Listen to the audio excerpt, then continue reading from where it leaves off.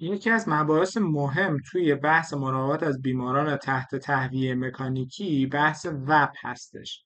چطور کنیم که جلوی وپ رو بگیریم؟ اولین و مهمترین نکته که داره رعایت بهداشت دست هستش. سعی کنیم هرچه سریعتر بیمار رو از ونتیلاتور جدا کنیم، ولی شرایط طوری نباشه که بیمار مجدد ری‌اینتوبه بشه. ساکشن و انتوباسیون استریل رو مد نظر داشته باشیم. سعی کنیم حتما ساکشن کردن بیمار استریل باشه. اگه انتوباسیون در واقع به صورت استریل هم انجام نمیشه، حداقل تکنیک تمیز رو رعایت کنیم و خیلی کارها رو انجام ندیم.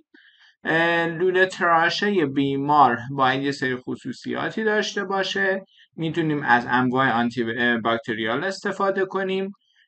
سعی کنیم که در واقع اگه احساس کنیم بیمارمون نیاز داره که همچنان تهویه مکانیکی برش ادامه دار باشه، بعد 1 تا 2 هفته بیمار رو تراپ کنیم و اینکه حتما فشار کافی لوله تراشه مناسب باشه، خالی نباشه.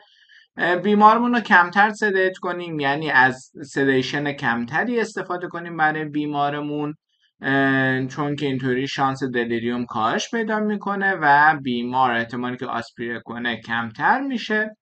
درباره جداسازی سریعتر حواسمون باشه فقط فاکتورهای ونتیلاتور برای ما مهم نیستن.